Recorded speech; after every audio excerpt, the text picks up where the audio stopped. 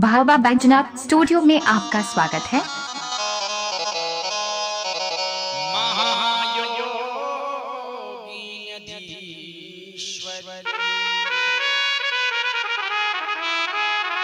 नंद गोपसुतं देहि पति में कुरुते नमः। आप हमारी सेवा पूजा भक्ति से यदि प्रसन्न हैं तो वो नंद का लाला हमें कृष्ण पति रूप में प्राप्त हो जाए, ऐसी हम आपसे कामना करते हैं। ऐसा वरदान आता है। एक दिन क्या हुआ, कन्हैया ने मन में विचार किया, सवेरे सवेरे गोपियां जल्दी उठ करके जाती कहां है, देखती तो सही। तो गोपियां जब करके स्नान के लिए यमुना घाट पहुंची तो कृष्ण भी पीछे पीछे पहुंचे। अब कृष्ण ने क्या किया साहब, गोपियों को देखा तो गोपियां क्या कर रही है, अपने सारे वस्त्रों का त्याग कर करके नग्न होकर के यमुना नदी में स्नान कर रही है। कृष्ण ने विचार किया ये गोपियां पाप कर रही हैं, भला देव के अंदर जल के अंदर नग्न होकर के नहाती हैं, ये पाप करती है, इन्हें समझाना होगा। अपने घर चले गए। जब गोपियां स्नान करके पूजन कर करके गांव में वापस आने लगी तो कृष्ण रास्ते में मिल गए। गोपियों बताओ कहां जाती हो? एक गोपी ने कहा तुझे क्या मतलब, कौन होता है हमसे पूछने वाला? हम कहीं आए कहीं जाए, तू कौन होता?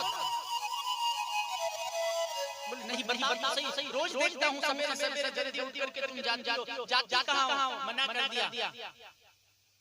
हम तुझे बताने वाले हैं, तुझे क्या मतलब, हम कहीं जाए। कृष्ण ने निवेदन किया है, गोपियों मैंने देखा है कि जो तुम कर्म कर रही हो गलत कर रही हो। मैं देख चुका हूँ, तुम सवेरे जल्दी उठ करके यमुना पर जाती हो और यमुना में नग्न होकर के स्नान करती हो, तुम पाप कर रही हो। स्नान करती हो, सेवा पूजा करती हो, अच्छी बात है, लेकिन जो स्नान करने का तुम्हारा तरीका है ये तरीका गलत है। अब लोगों ने मन में विचार किया ये 5 साल का छोरा क्या जाने जो हमें ज्ञान दिया जाए, बात नहीं सुनी। लेकिन कृष्ण यहाँ बताना चाहते हैं कि जीवन में प्राणी को कभी भी 6 कर्म नग्न होकर के नहीं करना चाहिए। यदि प्राणी अपने जीवन में 6 कार्य नग्न होकर के करता है तो उस प्राणी को बहुत बड़ा पाप लगता है, बहुत बड़ा दोष लगता है। 6 कर्म कौन से हैं? स्नान दान तथा होमम गमनम शयनम भुजि वस्त्रोपने वपुरिया तद्दोषो खनिनोद्भव। अपने जीवन में प्राणी को कभी भी नग्न होकर के नहीं करना चाहिए। वो 6 कार्य कौन से? स्नान, हम चाहे घर में नहाते हो, चाहे कुएं में नहाते हो, चाहे सरोवर नदी पे तालाब। बाबा बैजनाथ स्टूडियो में आपका स्वागत है।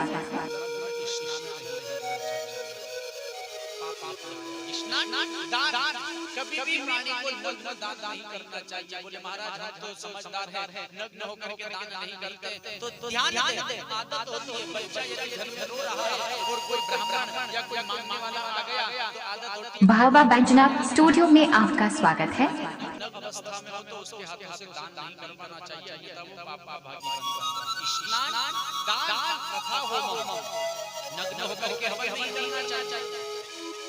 आदत होती है हवन करने बैठे बच्चा रोने लग गया तो उसे अपने बगल में बिठा लिया, बोले बेटा बेटा भी बैठ जा, तू भी स्वाहा स्वाहा करना। यदि वो नग्न है तो उसे अपने साथ हवन पर नहीं लेना चाहिए, अन्यथा वो पाप भागी बनेगा। स्नान दान तथा होमम गमनम, नग्न होकर के कभी घूमने फिरने नहीं जाना चाहिए, बच्चे को भी घूमने फिरने नहीं जाना चाहिए। शयनम, नग्न होकर के कभी शयन में सोना नहीं चाहिए। भुजि, नग्न होकर के कभी भी प्राणी को भोजन नहीं करना चाहिए। ये 6 कार्य प्राणी नग्न होकर के करता है तो तद्दोषो खनिनोद्भव, उस प्राणी को बहुत बड़ा पाप लगता है। और गोपियों तुम यमुना में नग्न होकर स्नान करती हो, पाप कर रही हो। अब गोपियों ने विचार किया 5 साल का छोरा क्या जाने बात नहीं मानी और अपने अपने घर चली गई। दूसरे दिन फिर गोपियां उठी सवेरे जल्दी जाकर यमुना में नग्न होकर स्नान करने के लिए कूद गई। कृष्ण ने देखा कि गोपियों ने मेरी बात नहीं मानी है, सभी गोपियों के वस्त्र यमुना के घाट पर रखे हैं। कृष्ण ने क्या किया, इन गोपियों को सबक सिखाना होगा। तो सभी गोपियों के वस्त्रों को उठाया और एक गठरी बांध करके कदम पेड़ गोपियां स्नान करके जब बाहर आती तो देखा गोपियों ने कपड़े उनके वहां से गायब है। कपड़े नहीं है, बेचारे कोई बंदर कोई भालू इधर-उधर खींच करके ले गया होगा। तो इधर-उधर देखने लगे कहीं कपड़े मिल जाए। उस घाट देखा, इस घाट देखा, लेकिन कपड़े दिखाई नहीं दिए। इतने में एक गोपी ने कदम के वृक्ष पर देखा तो वहां उसे दिखाई दिया कि एक बहन का वस्त्र लटका हुआ वहां दिख रहा है। विचार किया कोई बंदर पर लेकर के चला जाए। एक ने कहा कि चिंता मत कर, मैं अभी जाती हूं और सारे कपड़े उतार करके ले आऊंगी। इतने में वो गोपी जल से बाहर निकली। इतने में मेरे श्याम सुंदर ने अपनी बंसी की तान छेड़ी। गोपी सब पुनः जल कर गई, नग्न अवस्था में थी, पुनः जल कर गई। कृष्ण ने बंसी बजाई है, गोपियां कृष्ण को देख रही है। कृष्ण ने कहा जिसे अपने कपड़े चाहिए बाहर आ जाओ और मेरे से अपने कपड़े ले जाओ। लीला अजब सी है। कृष्ण ने गोपियों के वस्त्र चुराए, लेकिन साहब ब्रह्म है। यदि ब्रह्म कुछ करे तो कोई गलत नहीं करता है, सोच समझ कर करता है ब्रह्म। और यदि साधारण रूप में यदि देखा जाए तो भगवान ने जब गोपियों के वस्त्र चुराए भगवान की उम्र 5 साल की थी। 5 साल के बच्चे के मन में काम की भावना नहीं हो सकती। भगवान के ऊपर संदेह करना, भगवान की लीला पर संदेह करना ही हमारी सबसे बड़ी मूर्खता है। यदि हम ये सोचे कि भगवान ने तो ऐसा काम किया, गोपियों के कपड़े चुराए, फिर भला हम तो साधारण आदमी हैं, तो तुम चुरा करके देखते क्या होगा। कृष्ण ने जो किया वो हमारे जीवन में हमें कदापि नहीं करना चाहिए। राम ने जो किया वो हमें करना चाहिए और कृष्ण ने जो कहा वो हमें करना चाहिए। कृष्ण ने जो किया वो हम अपने अलग तो ना जाने की जगह जूते खाएंगे। कृष्ण योगेश्वर है। 16,108 रानी पटरानियां होने के बाद कृष्ण को ब्रह्म कहा गया है, ब्रह्मचारी कहा गया है, योगी कहा गया है। कृष्ण को फिर योगी बताया गया है और कृष्ण से बड़ा योगी संसार में दूजा कोई है ही नहीं। 16,108 बीच में रहने के बाद योगी कृष्ण बस चुराए लेने के लिए कहा। गोपियों ने हाथ जोड़ दिए, महाराज आज के बाद कभी हम नग्न होकर के नहीं करेंगे, हमारे कपड़े दे दो। वे गोपियां कृष्ण से निवेदन कर रही है। जमुना चली गुजरी ले सखियन को चीर चुरा कर कृष्ण कन्हैया जावे तो कदम की निवेदन में जाती है दे दे दे दे सामरिया मोची गाड़ी डोलो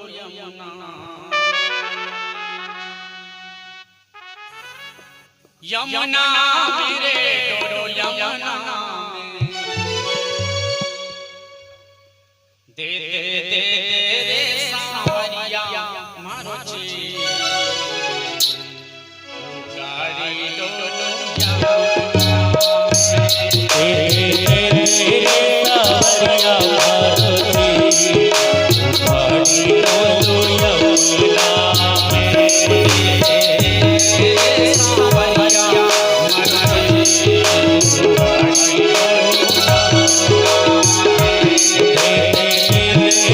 सावरिया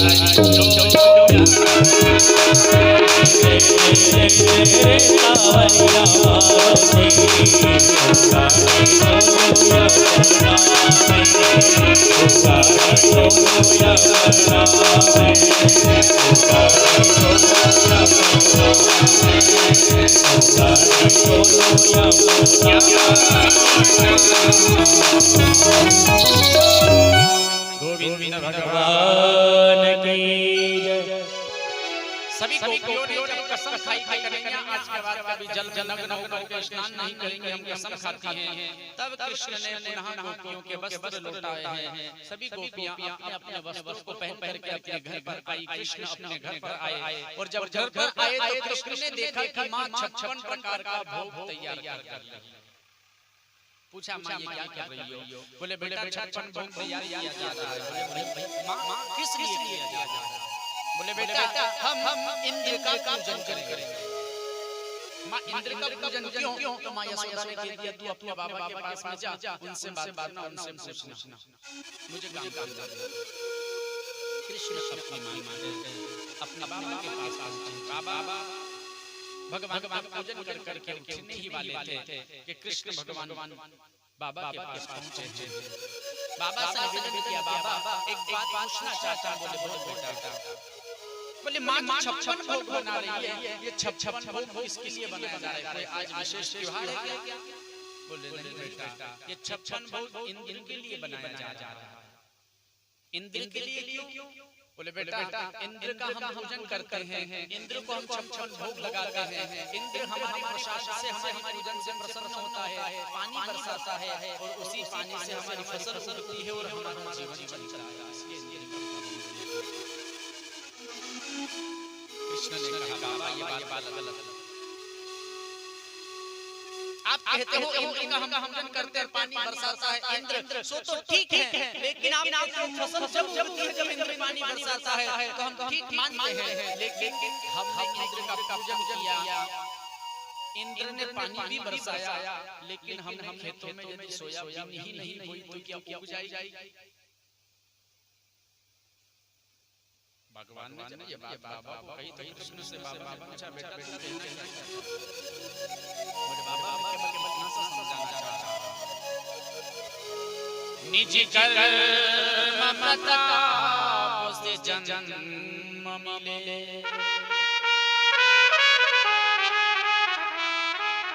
निज कर्म ही विश्व में जीवन दान,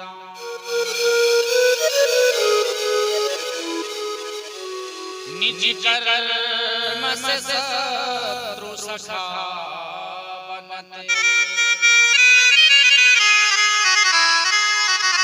निज कर्म से काल भयंकर,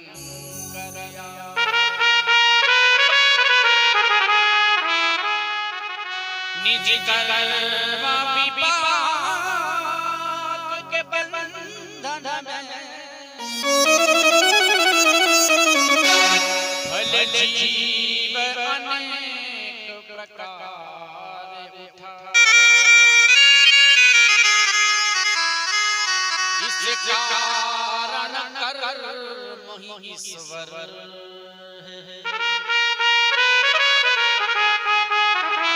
बिना कर्म के विधाता विधान न बना। समझा बाबा इंद्र ने पानी बरसाया, लेकिन यदि हमने फसल नहीं बोई, हम कर्म नहीं किया तो इंद्र की ताकत नहीं है कि खेत खेत सोयाबीन बोने के लिए आ जाए। सोयाबीन हमने बो दी, इंद्र का पूजन किया, इंद्र ने पानी भी बरसा दिया, लेकिन यदि हम उसे काट नहीं जाएंगे तो क्या हमारे घर पर इंद्र आके रख देगा? कर्म हमें करना पड़ेगा। सोयाबीन बोना हमें पड़ेगी, दवाई छींटना हमें पड़ेगी, काटना हमें पड़ेगी, सब कर्म हमें करना पड़ेगा। भावा बैजनाथ स्टूडियो में आपका स्वागत है। सोयाबीन से नाच से पैसा हमारे पास है, तो यदि हम कर्म करेंगे तो सोयाबीन सारी खेत में ही खत्म हो जाएगा, आने वाली नहीं है। निज कर्म से सब सका बनाते, हमारे कर्म अच्छे हैं तो हमारे मित्र बनेंगे, और कर्म यदि हमारे बुरे हैं, आज हमारे यदि बुरे हैं तो हमारे सबसे ज्यादा बन जाएंगे। निज कर्म से काल भयंकर आता, कर्म के अनुसार ही काल भयंकर आता है, कर्म के अनुसार ही प्राणी मौत होती है, साधारण मौत भी होती है और भयंकर मौत भी होती है, ये कर्म के अनुसार होती है।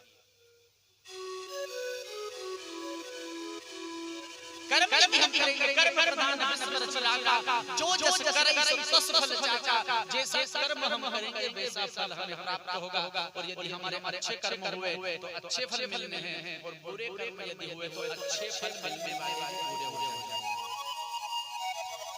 लोगों की मान्यता बनी हुई है, हमारे भाग्य में होगा सो हमें मिल जाएगा, और साफ हमारे भाग्य का हमें मिल रहा है। लेकिन बात ध्यान रखना, भाग्य में किसी से कुछ नहीं होता।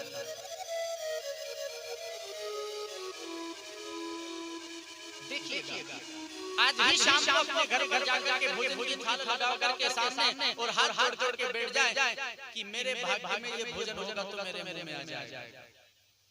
मरते मर जाना, लेकिन कभी मुंह में निवाला नहीं आ सकता।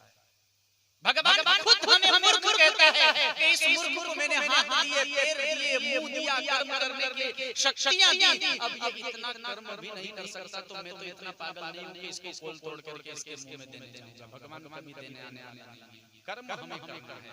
हम खोल तोड़ेंगे, सब्जी में लगाएंगे, मुंह तक हाथ लाएंगे, चबाएंगे तो हमारे पेट में भोजन जाने वाला। और हमने यदि कर्म नहीं किया तो जो हमारे भाग्य में लिखा भी यदि है, तो कर्म यदि हमारे गलत हुए तो जो भाग्य में लिखा है वो भाग्य में आने से पहले ही वापस चला जाएगा, क्योंकि तेरे कर्म गलत हो चुके हैं। तो निवेदन ध्यान दे, कर्म से ही हमारे भाग्य में चीजें प्राप्त होती है। यदि कर्म हमारे खराब है तो भाग्य में हमें कुछ मिलने वाला नहीं है। और यदि हमारे कर्म अच्छे हैं तो कर्म से ही हमें अच्छी अच्छी चीजों का स्वाद आता है, कर्म से ही हमें प्राप्त हो सकता है। और कर्म से ही वो वस्तु हमारे भाग्य में आसात है। हम कर्म नहीं करेंगे तो मिलने वाला हमें कुछ भी नहीं है। कर्म ना जाते जंतु, कर्म नहीं होती, कर्म से ही सुख है और कर्म से ही दुख है।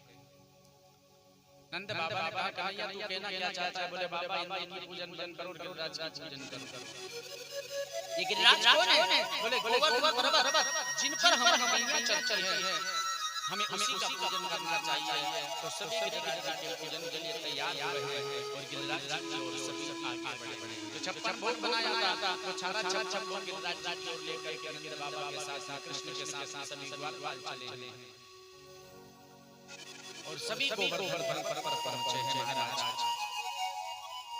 और गोवर्धन पर्वत पहुंच करके सभी ने गिरिराज जी का पूजन किया है। हमारे प्रधान पंडित जी हैं, अभी आपके सामने अपने गिरिराज जी का पूजन करेंगे। और समिति के द्वारा जो 56 भोग लाया गया है, इस 56 भोग को भगवान गिरिराज जी को अर्पण करेंगे।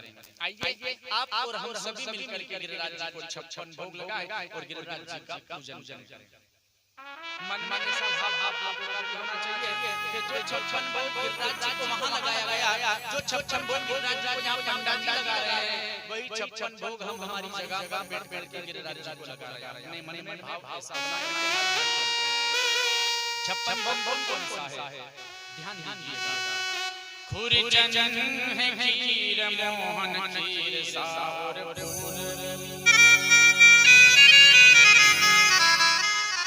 खीर खजला जलेबी कला कंद बालूसा। ये भगवान जो 56 भोग लगाए गए उनके नाम है साहब, जो भगवान 56 भोग लगाया है उसी अर्पण भगवान कर रहे हैं। 56 भोग भगवान अर्पण किया गया है। मोहन थार में बाटी मठुरी में सुरपाग पीड़ा रसगुल्ला के संग में रबड़ी सुहाई। भुजिया नमकीन से मगटिया सकल बारे। पूरी भुजिया समोसा पापड़ संग पकौड़ी भी बनाई। व्यंजन सब सुंदर बने दाल भात रोटी कड़ी।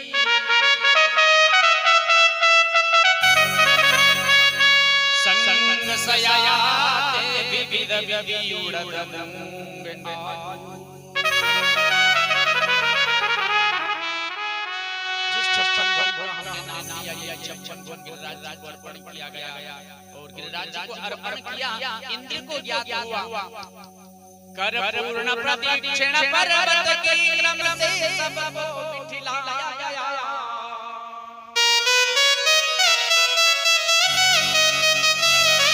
जिस बानी का मधुसूदन ने उस भांति साज सजाया। जिसे कृष्ण ने कहा वैसा किया और उसी अनुसार भोग लगाया। इंद्र को ज्ञात हुआ। इंद्र ने विचार किया आज मेरा पूजन था, मेरा पूजन नहीं हुआ, तो इंद्र ने क्रोध में आके 9 मेघों को आदेश दिया है जाओ और पूरे ब्रजमंडल को जलमग्न कर दो। मेरा पूजन होना था आज मेरा पूजन नहीं किया, इन्हें दंड देना ही होगा। सो इंद्र ने 9 मेघों को आदेश दिया। आंधियां चलने लगी है, बिजलियां कड़कने लगी है, हवा तूफान बादलों की गर्जना। इंद्र के होना ब्रज मंडल प्रारंभ हुई है। सभी ने कृष्ण की शरण ली और कृष्ण अब इससे ही हमारी रक्षा कर। तो भगवान कृष्ण ने कहा गिरिराज आपने पूजन किया, अब गिरिराज ही हमारी रक्षा करेंगे। आइए हम गिरिराज से प्रार्थना करें, यही आप हमारी रक्षा कर सकते हैं। तो सब मिलकर भगवान गिरिराज से प्रार्थना कीजिए। आइए आप और हम मिलकर गिरिराज से प्रार्थना करें, उसके बाद भगवान गिरिराज की आरती करें। श्री राधे। हमारे यजमान ने गोवर्धन नाथ का पूजन किया। जो भी कोई धार्मिक प्रेमी बंधु माताएं बहनें गोवर्धन नाथ का पूजन करना चाहे इस भजन के माध्यम से पूजन करें। उसके बाद भगवत भगवान की आरती होगी। तो जो भी कोई पूजन करना चाहे वो पूजन कर सकते हैं। श्री राधे।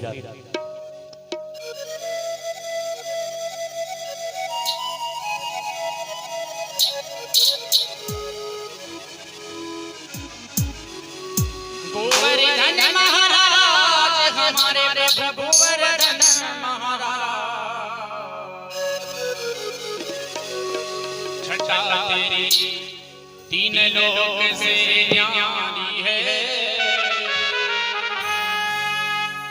गोवर्धन महाराज छटा तेरी 3 लोक से न्यारी है।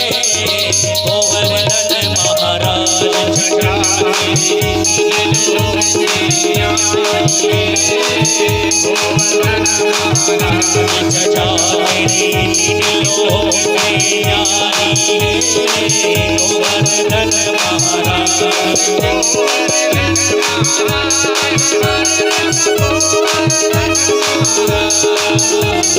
गोवर्धन महाराज हमारे प्रभु गोवर्धन महाराज। जय हो हरि बोल।